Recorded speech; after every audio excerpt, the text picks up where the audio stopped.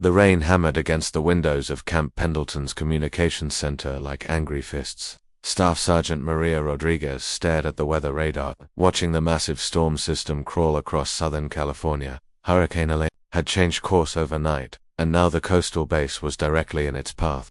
"Rodriguez, get away from that equipment before you break something," barked Gunnery Sergeant Mike Thompson from across the room. His voice carried the usual tone of dismissal that Maria had grown accustomed to over her 8 years in the Marines. "This is real military work, not something they teach you in your little computer classes." Maria bit back her response. At 29 she had more technical training than anyone else in the unit, but Thompson never missed a chance to remind her that she didn't belong. She was one of only 3 women at the remote training facility, and the only one who wasn't a nurse or clerk. "Yes, Gunny," she replied, stepping away from the radar console, but she couldn't shake what she'd seen. The storm was intensifying faster than the weather service predicted. Wind speeds were already hitting 90 miles per hour, and the eye wall was tightening. Lieutenant Colonel James Bradley walked into the communications center, his uniform crisp despite the chaos building outside. Behind him followed his usual group of senior staff, all men who had served together for years. They formed a tight circle around the main planning table, their voices low and serious. "Sir," Maria approached cautiously, "I've been monitoring the weather data. This storm is strengthening much faster than expected. We should consider evacuating the forward teams immediately." Bradley looked up, his expression cold. "Sergeant Rodriguez, I don't recall asking for your opinion. The National Weather Service has this under control. Our teams know what they're doing. But sir, the wind shear patterns show." "That's enough," Thompson interrupted. "Rodriguez, you're way out of line. These officers have been planning military operations since before you knew what a Marine was." The room fell silent except for the growing howl of wind outside. Maria felt her cheeks burn with embarrassment, but also with frustration. She knew she was right. The data didn't lie, even if the men in this room refused to listen to her. Captain David Morrison, the base meteorologist, finally spoke up. "Actually, Rodriguez might have a point. I've been seeing some unusual readings myself." "Morrison, stick to your weather reports," Bradley snapped. "I don't need input from every junior officer on this base. We have 7 Marines conducting advanced reconnaissance training in the eastern sector. They're experienced soldiers, not children. They can handle a little rain." Maria's heart sank. Team Bravo consisted of 7 of the base's best Marines, led by Sergeant First Class Kevin Walsh. They were good soldiers, but they were also 12 miles into the mountains, in an area where communication was already spotty under normal conditions. In a hurricane they would be completely cut off. "Sir, at least let me try to reach them by radio," Maria pleaded. "If we can't establish contact, Rodriguez, you're dismissed," Bradley said firmly. "Report to the motor pool. I'm sure they have some vehicles that need maintaining." The dismissal was a slap in the face. Maria was a communications specialist, not a mechanic. Bradley was deliberately sending her to do busy work while the real decisions were made by men he considered more qualified. As Maria walked toward the door, she heard Thompson chuckling with another sergeant. "Rodriguez thinks she's some kind of hero, probably read too many comic books as a kid." "Yeah, well, this ain't Wonder Woman," the other sergeant replied. "This is real military work." Maria stepped outside into the storm's outer bands. The rain struck her face like cold needles, and the wind nearly knocked her off balance. She pulled her rain jacket tighter and headed toward the motor pool, but her mind was racing. She had grown up in East Los Angeles, the daughter of immigrants who worked 2 jobs each just to keep food on the table. Her father, Carlos, had been a mechanic who spent his evenings teaching Maria about engines and electronics. Her mother, Elena, cleaned office buildings at night and cooked in a restaurant during the day. "Mia, in this world, you have to be twice as good to get half the credit," her mother had told her countless times. "But that doesn't mean you stop trying. It means you work harder until they can't ignore you anymore."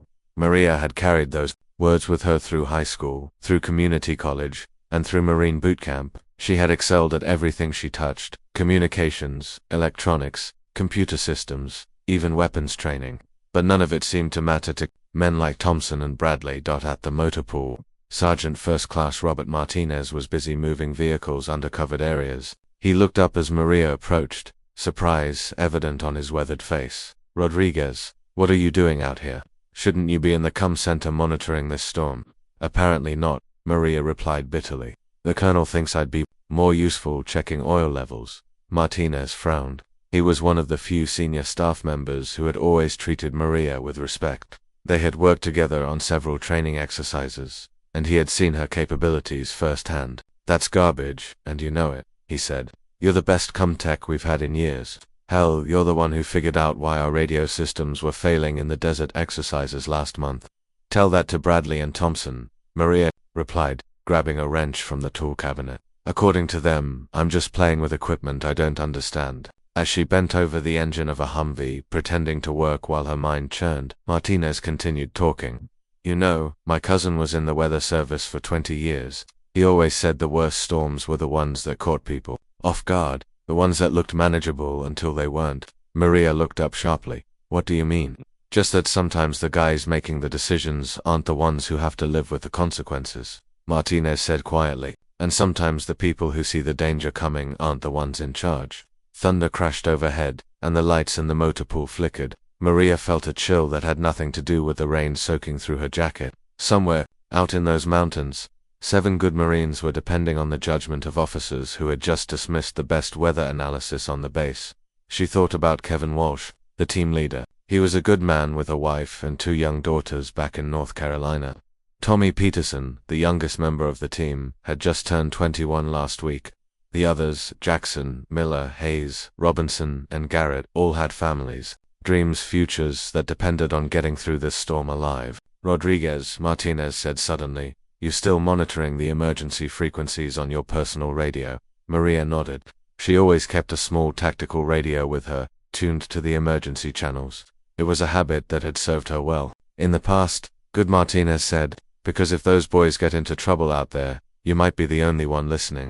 As if summoned by his words, a burst of static crackled from Maria's radio. She quickly adjusted the frequency, trying to clear the signal. For a moment, there was nothing. Then, faint but unmistakable, came a voice. Any station. This is Team Bravo, we have an emergency. Our position is compromised. Repeat, Team Bravo requesting immediate assistance." Maria's blood ran cold. She grabbed her radio and keyed the microphone. "Team Bravo, this is base communications. I copy. Your emergency. What is your status?" The response was broken by static and interference. ... Bridges out. ... Trapped on the wrong side. ... Rising fast. ... Need immediate extraction. ... Then the signal died completely. Maria stared at her radio, her heart pounding. Team Bravo was in serious trouble, and she was the only one who knew about it. The question was, what was she going to do about it? Maria ran through the pelting rain toward the communications center, her boots splashing through puddles that were rapidly becoming streams. The wind had picked up significantly in just the past hour, and she could feel the storm's full fury beginning to unleash itself on the base. She burst through the door of the communications center, water dripping from her uniform. Lieutenant Colonel Bradley and his staff were still huddled around their planning table, but now their conversation had a more urgent tone. "Sir," Maria called out, breathless, "I just received an emergency transmission from Team Bravo. They're requesting immediate assistance." Bradley looked up with barely concealed annoyance. "Rodriguez, I thought I told you to report to the motor pool." "Yes, sir, but they called on the emergency frequency. Their position is compromised. Something about a bridge being out and water rising." Maria held up her tactical radio. "I have it recorded if you want to hear." "That's impossible." "Gunnery," Sergeant Thompson interrupted. "We tried to reach them an hour ago on the primary channel. No response. If there was really an emergency, they would have used standard protocol. The storm is interfering with normal communications," Maria explained. "But the emergency frequency uses a different Rodriguez." Bradley's voice was sharp with irritation. "I don't have time for technical explanations. Captain Morrison has confirmed that the storm isn't expected to reach dangerous levels for another 6 hours. Team Bravo is in a secure position with full shelter. They're not in any danger." Maria felt her frustration boiling over. "Sir, with respect, Captain Morrison is working with outdated data. The storm has intensified beyond all projections. I've been tracking it continuously, and then you're a communications technician, not a meteorologist." Bradley cut her off. "I'm not going to risk additional personnel on a rescue mission based on some garbled radio transmission that you may have misheard." "I didn't mishear anything." Maria's voice rose despite herself. "Sir, 7 Marines are in trouble. They specifically requested immediate assistance. We have a duty to Sergeant Rodriguez." Thompson stepped forward. his face red with anger. "You are way out of line. The colonel has made his decision. You will return to your assigned duties and stop pretending to be something you're not." The room fell silent except for the howling wind outside. Maria felt the eyes of every man in the room on her, their expressions ranging from disapproval to outright hostility. She realized that no matter what she said, no matter what evidence she presented, they weren't going to listen to her. "Yes, Gunny," she said quietly, the fight draining out of her voice as she turned to leave. Captain Morrison spoke up hesitantly. "Colonel, perhaps we should consider the decision is made." "Captain," Bradley said firmly, "Team Bravo has shelter and supplies for 72 hours. They're experienced Marines. They can handle whatever Mother Nature throws at them." Maria walked back out into the storm, her mind reeling. She couldn't believe what had just happened. 7 Marines were in danger, and the command staff was refusing to act because they wouldn't admit that a woman might know something they didn't. She made her way back to the motor pool, where Sergeant Martinez was securing the last of the vehicles. He took one look at her expression and shook his head. "They didn't listen," he said. "It wasn't a question. Thompson thinks I misheard the transmission. Bradley thinks the storm isn't dangerous enough to worry about." Maria's voice was bitter. 7 good Marines are going to die because these men are too proud to admit they might be wrong. Martinez was quiet for a long moment. Then he looked around the motor pool and walked over to where Maria was standing. "You know, Rodriguez, there are a lot of vehicles in here. Sometimes, in bad weather, it's hard to keep track of all of them." Maria looked at him sharply. "I mean, with the rain and the wind, if someone were to say, take one of the older Humvees for a test drive to make sure it was running properly, ... double quotes." Martinez shrugged. "Well, in this weather, who would notice?" Maria felt her heart start to race. "Sergeant Martinez, I can't ask you to. You're not asking me anything," he replied. "I'm just saying that sometimes good Marines have to make difficult decisions, and sometimes the right thing to do isn't the same as following orders." Maria stared at him, weighing her options.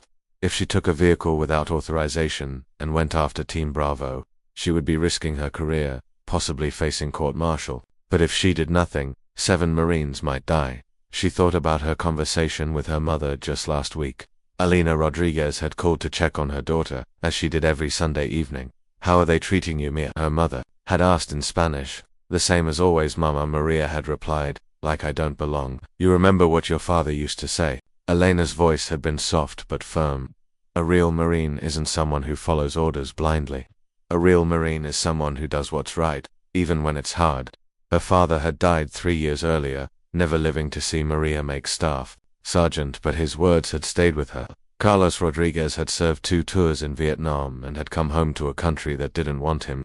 He had worked hard jobs for little pay, but he had never compromised his principles. "Sometimes, Mia, you have to choose between being a good soldier and being a good person," he had told her once. "When that time comes, I hope you choose to be a good person now." Standing in the storm-lashed motor pool, Maria knew that time had come. "Which vehicle would you recommend?" she asked Martinez quietly. He smiled grimly and pointed to an older Humvee parked near the back of the garage. "That one's got a full tank of gas and new tires.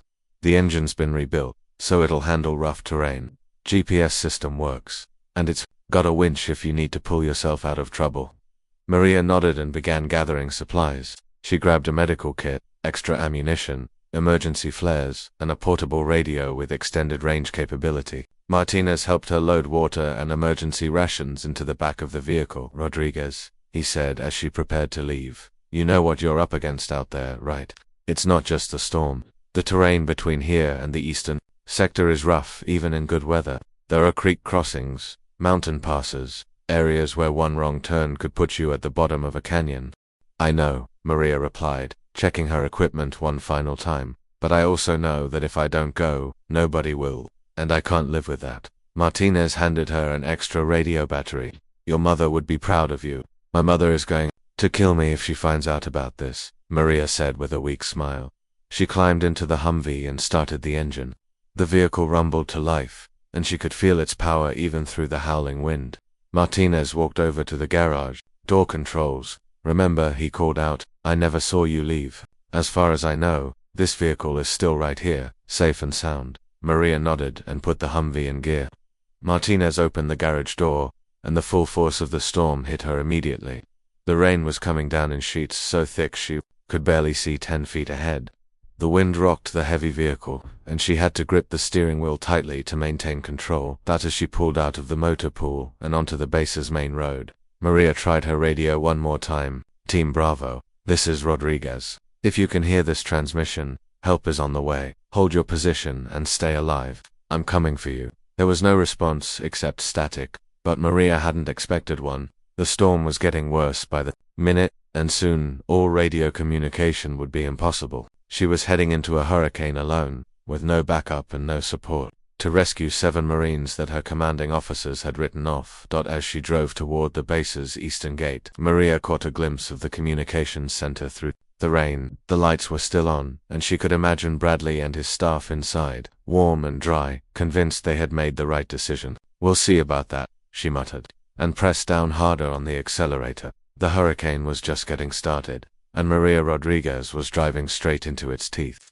But somewhere out in those mountains, 7 Marines were counting on someone to come for them. And if the Marine Corps had taught her anything, it was that Marines never leave their own behind, even if she had to do it alone. The Humvee struggled against winds that seemed determined to lift it off the road. Maria had been driving for nearly 2 hours, and what should have been a 40-minute trip to the eastern sector had become a nightmare of washed-out roads and fallen trees. The GPS had lost satellite connection 20 minutes ago, leaving her to navigate by memory and instinct through terrain that was rapidly becoming unrecognizable. She had tried to raise Team Bravo on the radio every 15 minutes, but there had been no response.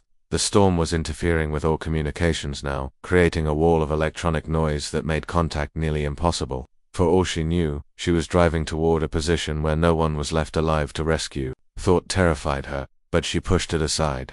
Kevin Walsh was too experienced to let his team get caught in something they couldn't handle. They were alive out there, and they were waiting for help that everyone else had decided wasn't worth the risk. A massive pine tree blocked the road ahead, its trunk easily 4 feet in diameter. Maria stopped the Humvee and stared at the obstacle. There was no way around it. The shoulders on both sides of the road dropped off into steep ravines. She was going to have to use the winch. She put on her rain gear and stepped out into the hurricane. The wind immediately tried to knock her down, and the rain struck her face like ice-cold bullets.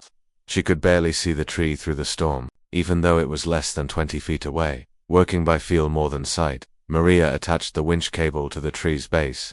The Humvee's winch was powerful, but moving a tree this size would take time she wasn't sure she had. As she worked, she thought about the conversation she'd had with her father just before he died. They had been sitting in his hospital room, and Carlos Rodriguez had been weak from chemotherapy, but his mind was still sharp. He had taken his daughter's hand in his weathered fingers and spoken to her in the mixture of English and Spanish that had been their family language. "Mia, there will come a time when you have to choose between what is easy and what is right," he had whispered. "When that time comes, remember that courage is not the absence of fear. It is doing what must be done despite the fear." Now, as she prepared to winch a massive tree out of her path in the middle of a hurricane, Maria finally understood what her father had meant. She was terrified of the storm, of being alone, of failing the Marines who were counting on her, but she was doing what needed to be done anyway. The winch motor strained against the tree's weight, and for a moment Maria thought it might not be powerful enough. Then, slowly, the trunk began to move. Inch by inch she dragged it far enough to one side to create a passage barely wide enough for the Humvee. She was soaked to the skin by the time she got back into the vehicle, and her hands were shaking from cold and adrenaline, but she had done it. The road ahead was clear, at least for now.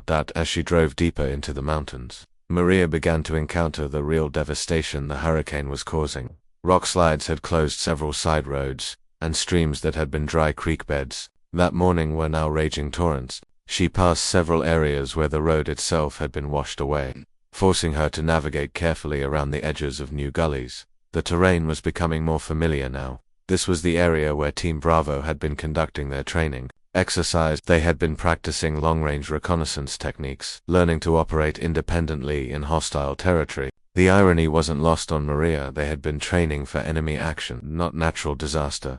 Her radio crackled suddenly, and through the static came a faint voice. Anyone copy?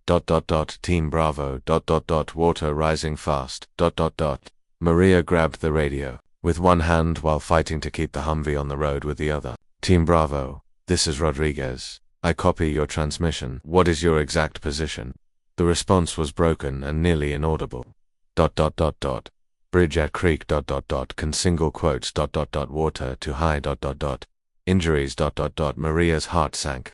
Miller's Creek was still 5 miles ahead, and if the bridge was out, Team Bravo was trapped on the far side in an area that would be completely cut off during the storm. Worse, someone was injured. Team Bravo, this is Rodriguez, she called into the radio. I am en route to your position. Hang tight and keep trying to reach me on this frequency.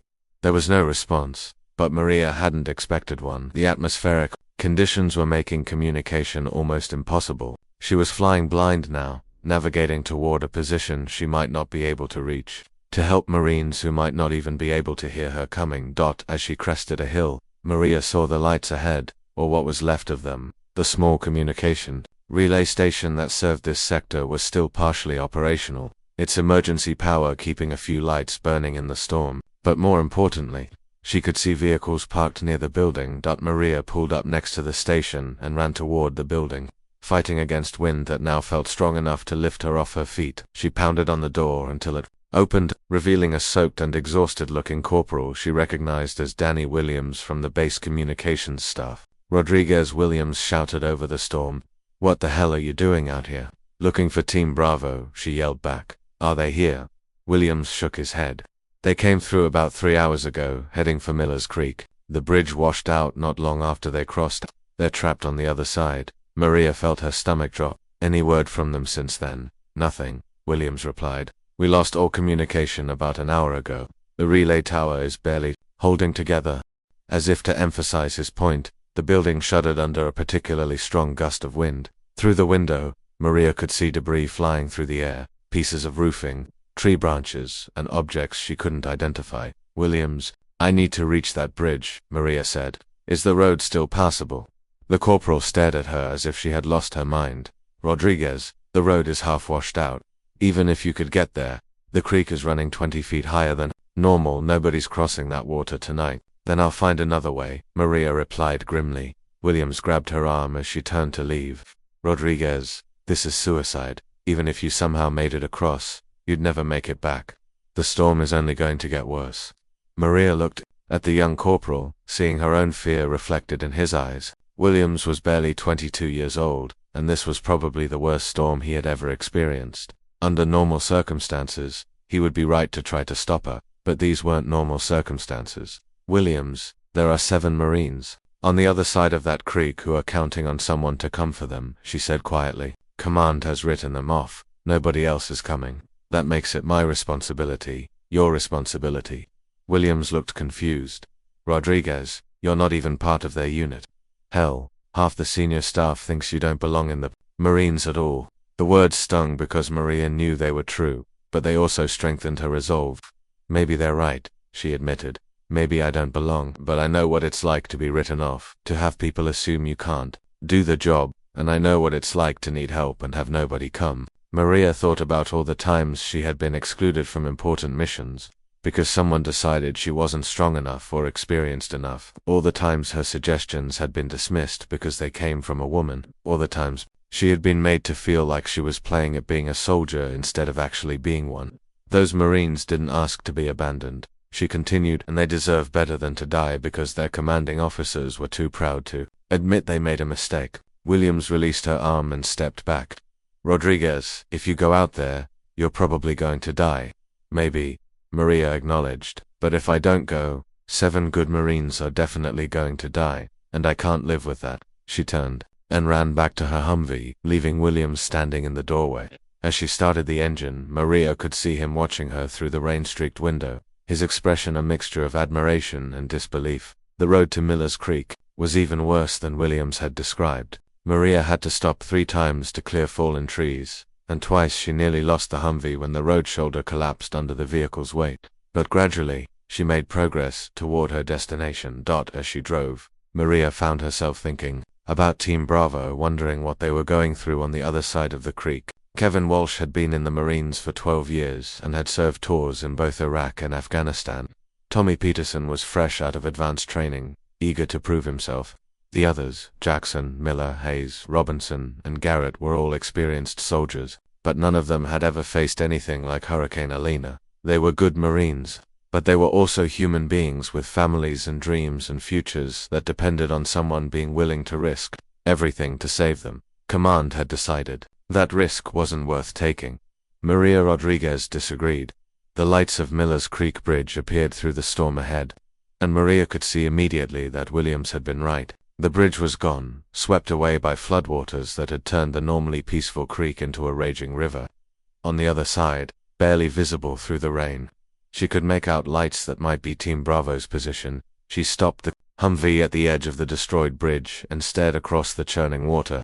The creek was easily 100 yards wide now, and the current was strong enough to carry away trees and debris. No vehicle could cross it, and anyone attempting to swim would be swept away in seconds. But Maria had noticed something else. An old railroad trestle about half a mile upstream. It was a steel structure that had been abandoned years ago, but it might still be intact. If she could reach it, and if it could support her weight, she might be able to cross on foot. It was dangerous, possibly suicidal, but it was also the only chance Team Bravo had. Maria parked the Humvee and began preparing for what might be the longest walk of her life. She gathered her emergency supplies, checked her weapons, and tried one more time to raise Team Bravo on the radio. Team Bravo, this is Rodriguez, she called. I'm at Miller's Creek. The bridge is out, but I'm coming across. Hold your position and stay alive. I'm not leaving without you. The only response was static, but as Maria prepared to leave the safety of her vehicle, she could have sworn she heard something else in the electronic noise, something that sounded almost like hope. Maria fought her way through the undergrowth along Miller's Creek, her equipment pack weighing heavier with each step. The old railroad trestle loomed ahead of her through the storm, a ghostly steel skeleton barely visible against the black sky. What had seemed like a reasonable plan from the warmth of her Humvee now looked like madness up close. The trestle stretched across the raging creek, its railroad ties long since rotted away, leaving only the steel beams and cross braces. The structure swayed in the hurricane winds, and Maria could hear metal groaning against metal even over the howl of the storm, but it was her only way across. She tied a safety rope around her waist and secured the other end to a sturdy oak tree. If she fell, the rope might give her a chance to survive. If the current swept her away, at least someone would eventually find her body and know she had tried. The first few steps onto the trestle were the hardest. The steel beams were slick with rain and ice cold to the touch. Maria had to move carefully, testing each step before committing her full weight. The wind threatened to tear her loose with every gust, and the creek raged 20 feet below, filled with debris and moving fast enough to kill. Halfway across, her radio crackled to life. Through the static and interference, she heard Kevin Walsh's voice, faint but unmistakable. Unknown station. This is Team Bravo leader. If anyone is receiving this transmission, we are in immediate need of medical evacuation. We have 2 Marines with serious injuries and our position is becoming untenable. Maria keyed her radio with one hand while gripping the steel beam with the other. Team Bravo leader, this is Staff Sergeant Rodriguez. I am crossing Miller's Creek on foot. What is your exact position? The surprise in Walsh's voice was clear even through the static. Rodriguez, what are you doing out here? Command said no rescue was authorized. Command was wrong, Maria replied, inching forward along the beam. I'm about 5 minutes out from the north side of the creek. Guide me in with whatever signals you can manage. Rodriguez, you shouldn't have come alone. This storm is beyond anything we've trained for. We've already lost. Walsh's transmission cut off abruptly. Maria's heart pounded as she waited for him to continue. Team Bravo leader, say again, what have you lost? When Walsh's voice returned, it was heavy with grief. Miller and Garrett. The shelter we were using collapsed during a wind gust about 2 hours ago. They were trapped underneath. Miller died on impact, and Garrett, double quotes, his voice broke. Garrett died from his injuries about an hour ago. Maria closed her eyes, feeling the weight of failure even though she knew it wasn't her fault. 2 good Marines were dead because Command had refused to authorize a rescue when it might have made a difference. But 5 were still alive, and she wasn't going to let their deaths be meaningless. Copy that, Team Bravo leader. I'm sorry for your losses, but I'm here now, and I'm getting the rest of you out of there. The remainder of the crossing seemed to take forever. Each step was a battle against the wind and rain, and twice Maria slipped on the icy steel, saved only by her grip on the support cables. By the time she reached the other side, her hands were raw and bleeding, and she was shaking from cold and exhaustion, but she had made it. Maria untied her safety rope and began moving inland. following the GPS coordinates Team Bravo had transmitted before their main radio failed. The terrain on this side of the creek was rougher, with steep hills and dense forest, but the storm had turned into an obstacle course of fallen trees and washouts. She found them huddled in what remained of a concrete storm shelter, built decades ago as part of an old civil defense installation. The structure had partially collapsed, but the remaining walls provided some protection from the hurricane's fury. Kevin Walsh looked up as Maria appeared in the entrance, and his expression showed both relief and disbelief. He was a tough-looking man in his early 30s, with the weathered face of someone who had seen combat, but now he looked exhausted and worried. With a makeshift bandage around his left arm, "Rodriguez," he said, shaking his head, "I can't believe you actually made it across that creek. Where are the injured?" Maria asked, dropping her pack and pulling out medical supplies. Bot Walsh pointed to two Marines lying against the far wall. Tommy Peterson, the youngest member of the team, was conscious but holding his right leg at an awkward angle. The other, Sergeant Mike Jackson, was unconscious, with what appeared to be a serious head injury. "Peterson's got a broken leg, maybe worse," Walsh explained. "Jackson took a hit to the head when the shelter came down. He's been in and out of consciousness for the past hour." Maria knelt beside Jackson and checked his pulse and breathing. His condition was serious, possibly critical. Without proper medical care, he might not survive the night. Peterson was in pain but stable. The remaining Marines, Corporals Hayes and Robinson, appeared to be uninjured but exhausted. All 5 survivors looked at Maria with a mixture of hope and skepticism, as if they couldn't quite believe that help had actually arrived. "All right," Maria said, taking charge of the situation. "Here's what we're going to do. Jackson needs immediate medical attention, which means we need to get him back to base as quickly as possible. Peterson can travel, but he'll need support." "Rodriguez," Walsh interrupted, "even if you could get us back to the creek, there's no way to cross. The bridge is gone, and the current is too strong for swimming." "I came across on the old railroad trestle," Maria explained. "It's dangerous, but it's possible. We'll have to move one at a time," and Rodriguez Hayes spoke up for the first. Timmy was a stocky corporal from Alabama, with a slow drawl that made him sound calmer than he probably felt. "That trestle won't support the weight of 7 people. Hell, I'm surprised it held you." Maria looked round at the 5 Marines, doing quick calculations in her head. Hayes was right. The old steel structure was barely holding together as it was. Trying to get all of them across safely, especially with 2 injured men, was going to be nearly impossible. "Then we go one at a time," she decided. "Light loads, safety ropes, and we take our time. Jackson goes first. He needs medical attention most urgently." "And if the trestle collapses while we're crossing?" Robinson asked. He was younger than the others, maybe 23, with the nervous energy of someone trying hard not to panic. Maria met his eyes steadily. "Then at least we'll have tried. The alternative is staying here and hoping the storm doesn't get worse. But looking at this shelter, I don't think it's going to hold together much longer." As if summoned by her words, another section of the concrete ceiling cracked and shifted. Dust and debris rained down on the Marines, and the remaining walls groaned under the pressure of the hurricane winds. Walsh nodded grimly. "Rodriguez is right. We can't stay here. This place is coming apart." They spent the next hour preparing for the crossing. Maria rigged a stretcher for Jackson, using materials from her pack and debris from the shelter. Peterson's leg was secured with